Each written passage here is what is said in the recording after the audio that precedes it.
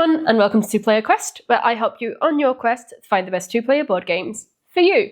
In today's video, I have Far Away by Cherry Picked Games. In Far Away, you and your companion are dropped on an unknown world, and without luxury resources like food and communication devices, you'll have to survive to thrive in this limited communication game. Is it a good game for you, and how does it play? Well, let's explore. Far Away is a game for 2 players that plays in 90 to 150 minutes per session. It's a 2.84 on Board Game Geek for complexity, so it's on the easier side of medium difficulty, and it is a high luck game. It's dice rolls, it's random card draws, and random stack draws. This is what the board could look like at the start of a game. So on the left hand side we have player number 1, then we have the creature board here at the bottom, we have tiles for the map over there, the card board full of a lot of cards, we have our map and our dice, our quests, our quest related buildings, and our second player. The quest will tell you what to do. In this case, our first job is to build a landing pad. And here you have the recipe for the landing pad. It will cost you 2 bioplastics to build, as you can see by these symbols here.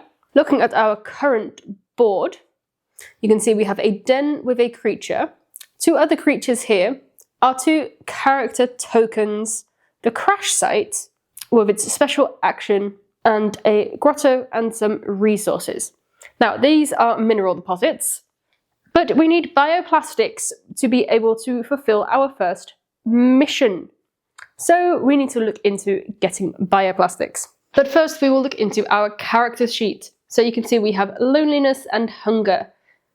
And we have the action tracker. So you always have 3 actions in a turn. You have 3 places for cargo for the cubes. And then your loneliness and hunger tokens. You can have 1 injury and 2 gears. This exploration basics tab tells you what you can do and how rounds work. So we start with exploration and do 3 actions, which can be any of these standard actions. Now, while our 2 characters are together, we can do all the talking we want. We can discuss plans, we can tell each other what we're doing, etc, etc. But once we move away in separate parts, we are no longer allowed to communicate because we do not have any radios. Thank you, Federation Alliance. So if character number 1 decides to go over here to explore, because we need to find bioplastics, we can now no longer talk. But to move and explore, you basically move in a straight line. You're allowed to move as many spots as you want before you either reach the end, so an unexplored area, or a creature. In this case, we spawn a forest, and then you roll the exploration die to see what happens.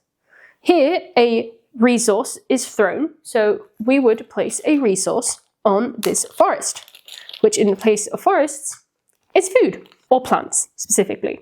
Picking up cubes or putting down cubes, passing cubes to other players, cube management is always a free action. So this character decides to pick up the cube and place it on their cargo. Then it is the next character's turn, and they are no longer allowed to discuss, so they go here. But let's say I rolled a landmark. I would now place one of these plant groves, because that is the landmark on the forest, on this tile. And now you could use this to produce a plant.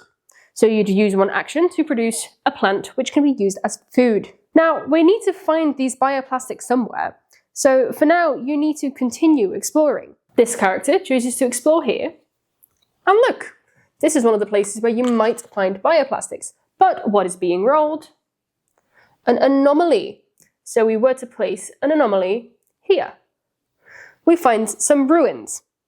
So we don't even find these bioplastics here, which is a shame. But player number 2 just realized that they could make a bioplastic refinery with which they can produce bioplastics, but it would cost them 2 food to make. But they are now on a plant grove, so they can get these 2 foods quite easily. So they decide to use their second action to produce a plant. And then as third action, This character continues on this way to find more bioplastics, which they do find, possibly. Let's roll. They do find a bioplastic.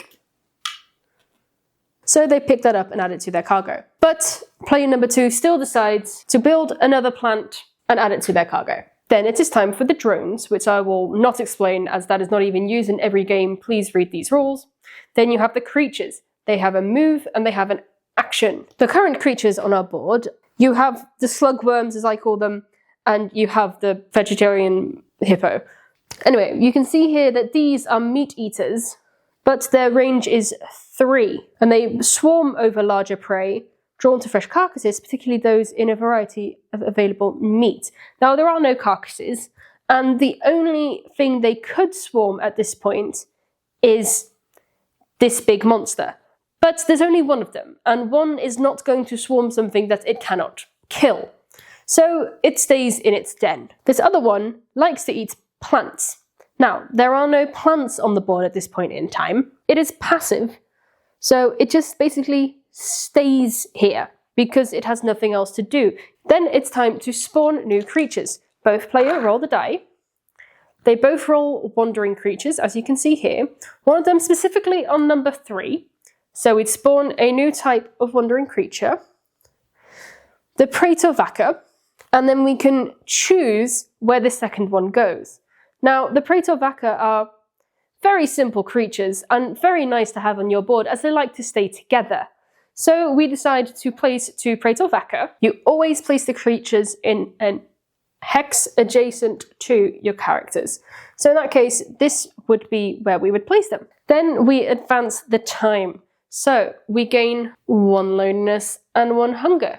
Now, you would get rid of your loneliness if you are ever together on one spot again. You can also get rid of loneliness by domesticating creatures, and you get rid of all of your hunger by eating something. So either a plant, or after you've built a xenobiology lab, you can also eat meat. And then it's time for the next turn. You check whether you have finished your quest, and then start again from the beginning. You keep going until either somebody dies because of loneliness or hunger, or somebody has too many injuries, and you win when the mission tells you you win. Teaching the game with all its rules to new players will probably take you about 10 to 15 minutes. There is a tutorial session in the box to help get used to the rules that you can play for the first time, and there is a tutorial explanation that you can also follow on the website. So they definitely make it easy to try and teach you the basics of the game. If you're looking for a limited communication resource management game, then this could be very fun.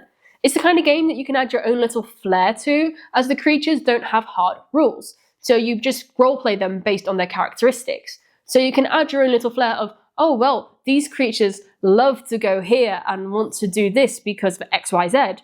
And then you can play with that. And if that's something you like, then this could be great. There are a lot of icons in the game, and they do have this icon sheet, so that's very useful. Certainly use it. And once you get the hang of the icons a bit, it will make it easier.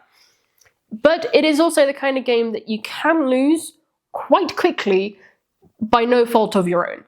And that can be very annoying to some people. It is something that you have to keep in mind when looking into buying this game, if you don't like that. Far Away is not the game for us. While we liked the limited communication part, and we usually like resource management, this just wasn't it for us.